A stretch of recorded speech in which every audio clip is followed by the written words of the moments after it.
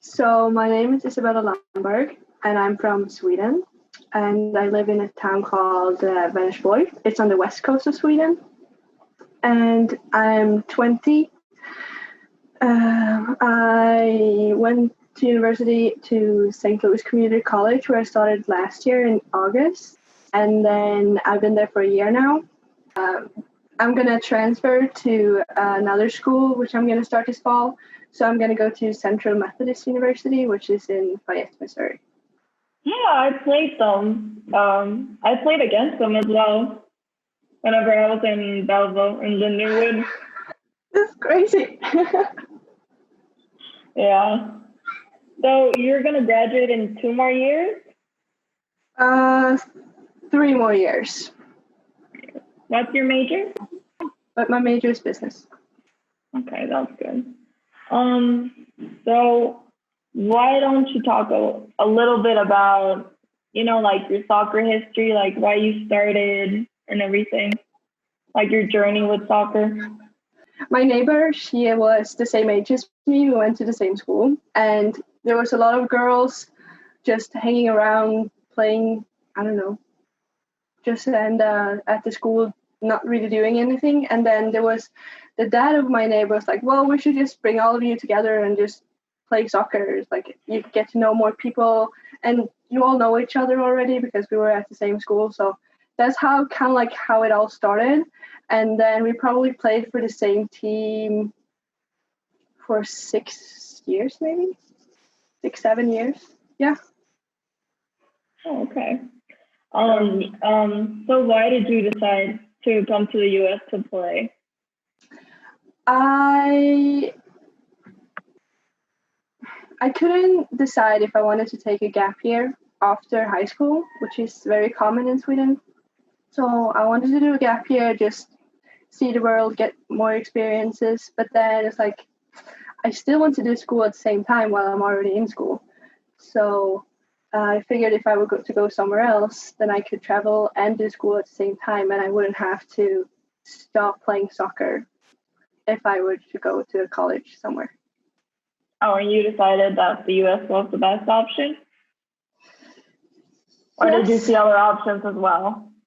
I did talk to a few schools in England, but I chose the US because, this country is huge. There's so much to see. And because people here have, the college soccer, which is not really common in Europe. So that would give me an opportunity to play with people my own age. Yeah, that's true. Can you describe a little bit the process of how you came across, the universities that offered you scholarships and, how you chose them and all the paperwork you had to go through? Yeah, it's kind of a process. It's a long one. A very long one. Yeah, I get you. But even though it was a lot to do, I feel like it was kind of easy at the same time.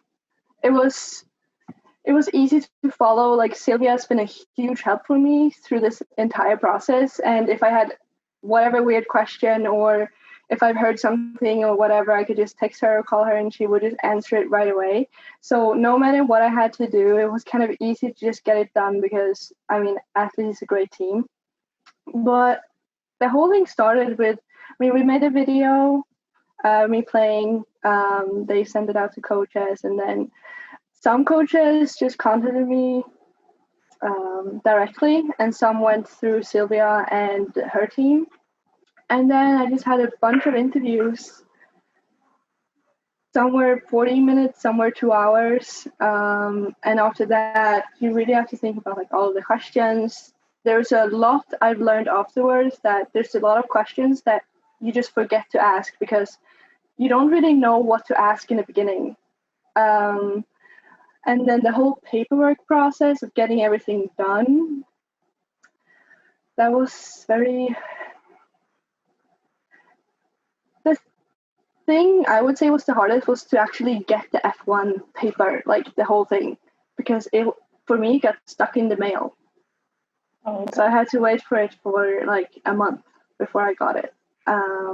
So that made my time I got very short time to be able to go to the embassy and all that because of all the paperwork and because you're in another country and that whole process. But overall, it went kind of easy, but it was a lot. Like, it was a lot to do, which I didn't think it was going to be that much. Yeah, it's a long process. It's complicated and it gets overwhelming sometimes. It was for me. But as well, I think Sylvia and like Athletes USA actually helped me because at the beginning, I knew I wanted to go to the US. I just didn't know how to start and how to do the process. Right. So I think a lot of girls decide not to do the whole process because they don't know how to. So Exactly. I think it's good to have somebody to guide you and help you out with all of that. Yeah. And my mom has been a huge help for me. She's like taking care of a lot of these things for me as well. But yeah, as you say, it's like, where do I even start? Like, I've never heard these terms before. Like, what is a CVIS? Like, why do I have to go to the embassy? What are all these things? And then the whole process with, because I live on the West Coast, I have to travel to Stockholm, which is on the other side. So when I had to go to the embassy, it's like, you have to get there on time, you have to blah, blah, blah. It's like, I had to be there at 10, I had to take a train at like 6 in the morning, get up. It's just a long day. Yeah, but in the end, it's worth it. It's a lot of paperwork, but it's worth it. So Yes. why don't you talk about, your experience during the first weeks in the US, like with your team and school and everything, and like moving in? So when I first came here, I think I came in beginning of August, and my experience so far hasn't been the greatest.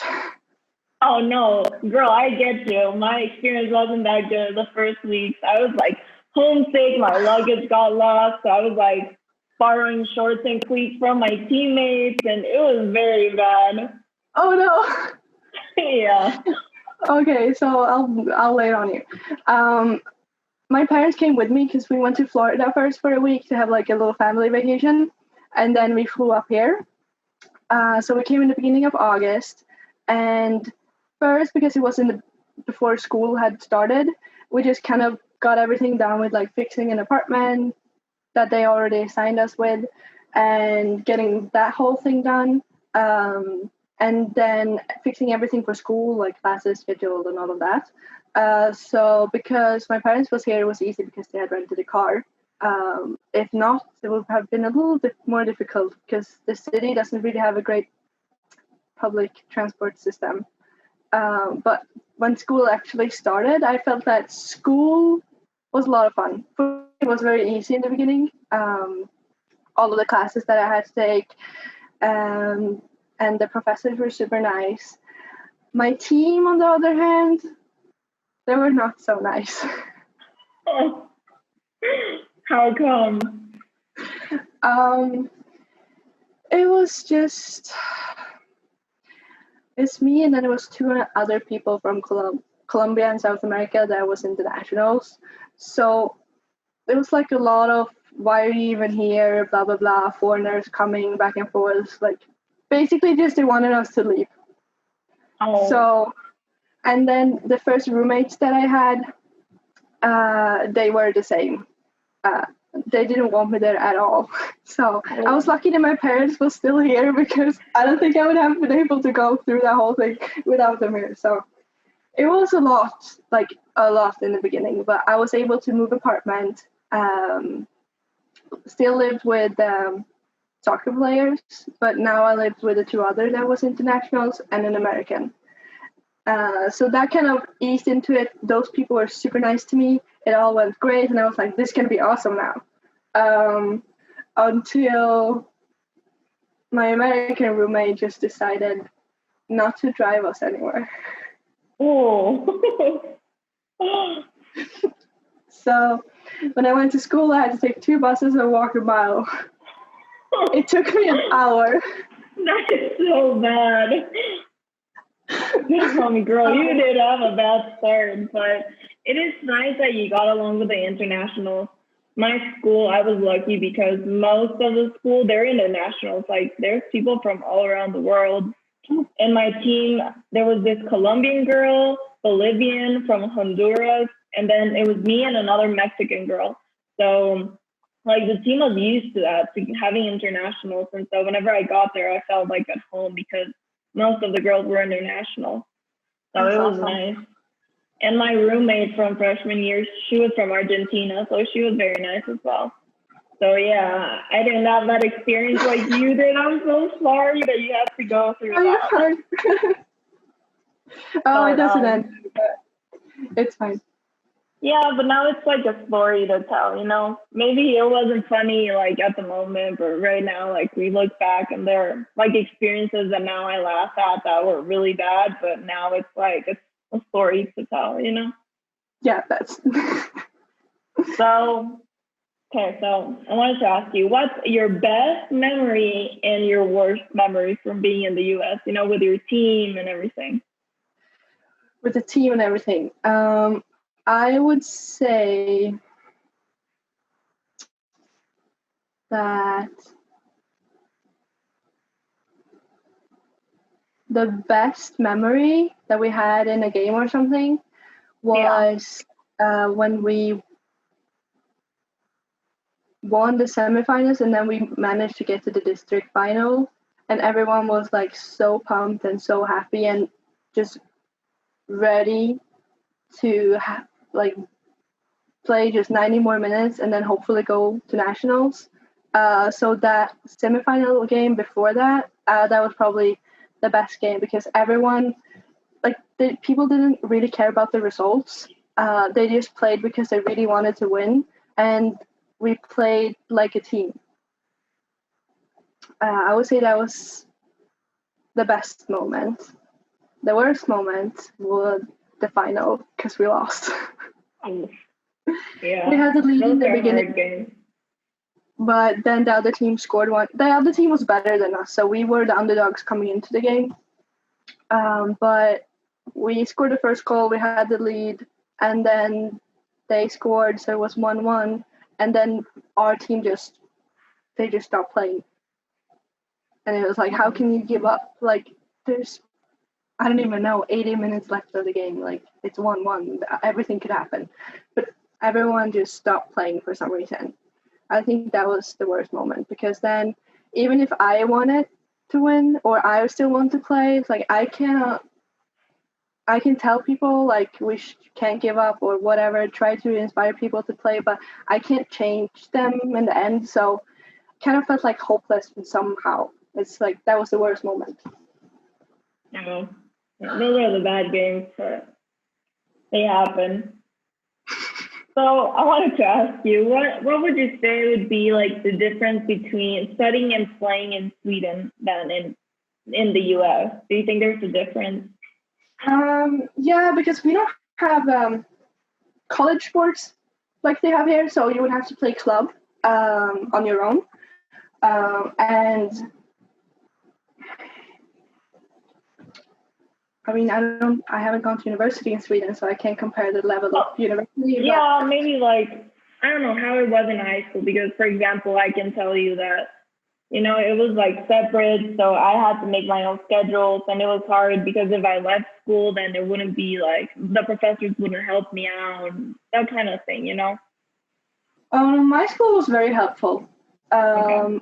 If I were to, I don't know, be sick one day or had to have taken a vacation or anything, my high school was super nice, no problem at all. Our high schools in Sweden are more built towards how university is, so your whole study kind of depends on you, even though the teacher has helped you. So that kind of helped me here too, because university here is more that you have to take more responsibility. One thing I've noticed that is very different is the amount of homework. The amount of homework here is crazy. The first week of school, I was like, I'm drowning. How am I going to do this? Yeah, it's hard, but you get through it. Didn't you have to do like whenever we would travel, I would take like my laptop and my notebook, and I would do homework on the bus, and it was awful. And it would be so much, like you would have to take like the whole school with you.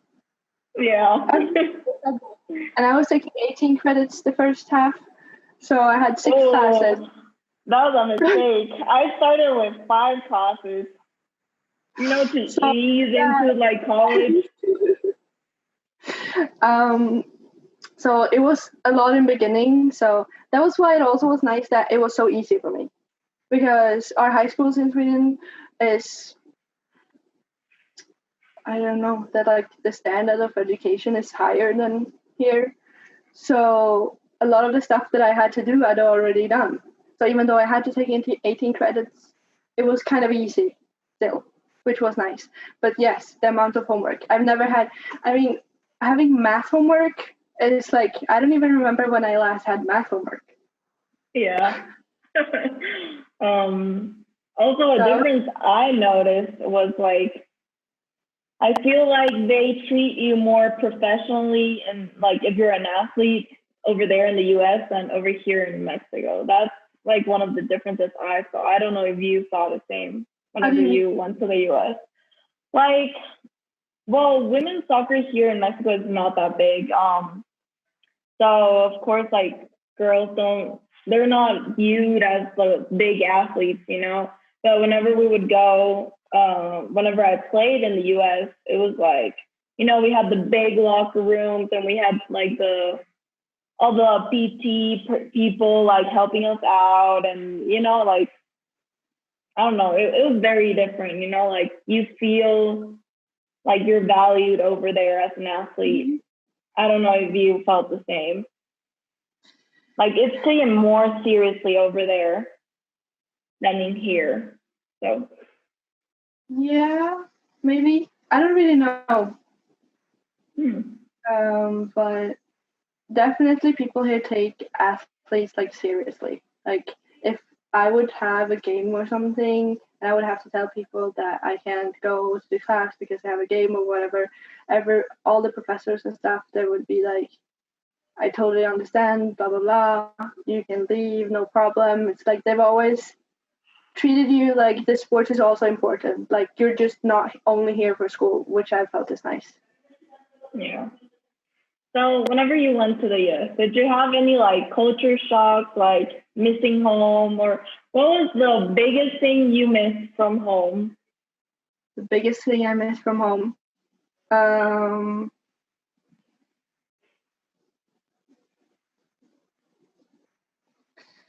I would say I have a different answer depending on like where in time I was. So I would say in the beginning, I was just really missing being able to walk wherever I wanted. Yeah. So just going out, taking my bike and just like go. Or go down I live by a lake, so just go down to the lake or drive to the ocean. Like I miss the ocean so much. Yeah. I don't even know how many miles away it is. But then on the other hand, also one thing that I miss is in Sweden it's very easy to do something with your bank. So if I have to deposit money or if I have to set up a bank account or whatever I have to do, you basically just do it online and it's super fast. Yeah. In here, it takes forever. And I think it was in the bank for like 3 or 4 hours trying to set up a bank account. And then there's a whole thing of people here use just cash, which I'm not used to. Or I've never seen a check in my entire life. Here I had to see a check. Like, what is a check? My roommate gave me a check. He's like, what do I do with this? I don't know.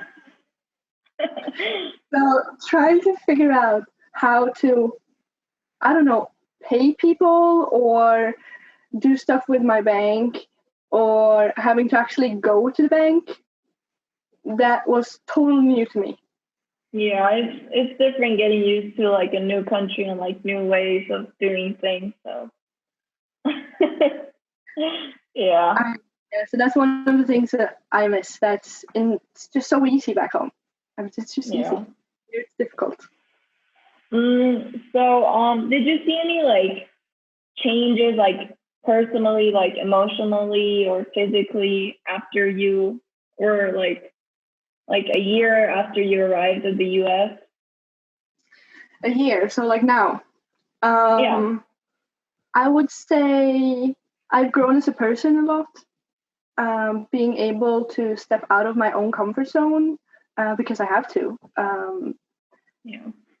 So I would say that, which is positive, and just taking more responsibility of things that I actually have to do, and not, even though I ask like my parents for help, if there's something, it's like, how do I do this, or blah, blah, how do I do this? It's still, I have to do it at the end. So that was also one of the reasons why I wanted to do this, to like go somewhere else, because you really have to take responsibility yourself in ways that you haven't done before. And then because this is an entire new environment, there's so many new things that you learn about yourself that you didn't even know before. So I would say that's one thing. But now, I mean, obviously I miss my family a lot, all the time. And now when this whole thing is going on, it's this half year that's been since January. It's been a little difficult because when after spring break in March, when we had to do online school, because I live by myself right now, so like I've been completely alone since March. So in the beginning, it was a little hard to kind of get it adjusted to that you're just like, you're alone. Yeah, I get you. So even though you talk to your parents, you talk to your friends, text, call, whatever, like you don't really see people. And because I'm not very close to anyone on the soccer team, or I don't really have any friends here, that's made it even like lonelier. Yeah, it is hard. It's really hard. And I can tell you from experience that missing your parents is not something that goes away. I mean, at the beginning, I was really homesick, but like right now, yeah, whenever I'm back in St. Louis, like I'll miss them, but it never goes away. People say it gets easier, but it doesn't. They're your family. Especially because, yeah, you're international, so you'll always miss your family and your home country. But yeah, but I get you. I bet you're feeling really alone right now. It's hard, but I mean, you're starting classes soon, right? Are you doing them online? No, Central Methodist says actually they're gonna do in-class classes. So I'm gonna have four classes in class and one class online. Okay, that's good. Yeah. So any tips for people that want to go to the US and take on this journey, especially like girls that want to play soccer in the US? Any tips? Any tips? Any advice? To just like do it. Like, what's really stopping you? Like, if you really want to do it, like, okay, the first thing that my grandma's always said, like, all you can get is a no. So why would you stop yourself? Like, if you just don't like it, you can go home. If you don't like the city, you can transfer to another school. If you happen to like it, then you're all set. It's an adventure that you're gonna have for life. Like, you're gonna remember the good and the bad. You're gonna have to be able to stand on your own. You're gonna meet new people. Some that's gonna be amazing, some that's not gonna be amazing, and it's just like a journey that I would say everyone should do, because you really grow as a person, and it's not just about school or just about soccer, even though those are the biggest components why you're going. The whole thing about just being somewhere else and wanting to do what you want to do, I think that's why people should do it. And I mean, this country is huge. You can do whatever you want. Yeah, that's true. Good advice. So any advice for freshman soccer girls? That's a big one. Freshmen. I'm a very quiet person. Same, girl, same. It's been a while to get used to the team. Everybody was like, you don't speak that much. Yeah. So freshmen, especially as an international, would be just to talk, I would say. Try to talk. It will really help you in the long run, even though it's very hard, Yeah. crazy hard. I went, I don't know, for some reason, I have easier to talk to adults. So I went to all my professors in their office. I was like, hi, my name is Isabella. I'm an international student. And just introduced myself. And they were so helpful. If I had problems or if I needed extra help or whatever, they was like, just come see me in my office, I'll help you out. And then if you do that, it kind of gets you going a little bit. And then you can kind of wander off yourself. But I would really say to talk. Try to talk. Yeah. Because otherwise it's hard. Because some people understand your story about coming here or being a soccer player or anything like that, but others it's like, why are you here? Yeah. So it's not about them in the end. It's all about you, and you're doing this because you want to do this. Like, you want to play soccer in the US at college level, and you want to grow, you want to be a better player. Maybe hopefully in the future play professional. And if you want to play professional, then you're going to have to be able to handle all of the people, the good and the bad, the press and the interviews and all of these things. So it's better just to start early, when everything is just tiny and close and familiar. Yeah. That's good, yeah. I would have definitely taken your advice if I was a freshman back then. Well, overall, I would say, like, yeah, like your freshman year wasn't what you expected. It was kind of rough at some times, but overall, I think we can take away that it was a good experience. And well, you're still on the journey, so enjoy it as much as you can. And yes, it can only get better from this point. yeah, that's true. And like I said, like those bad stories turn into like funny stories in the end. Yes. You get to laugh with somebody about them. Yeah, and now I'm going to have to be able to tell everyone that I was quarantined in the US all by myself. Yeah. Well, hopefully things get back to normal soon. Hopefully, but you never know. Yeah, it's a tough situation right now. Yeah. Well, thank you so much for taking your time and doing this interview with me. Yeah, no problem. This is a fun project.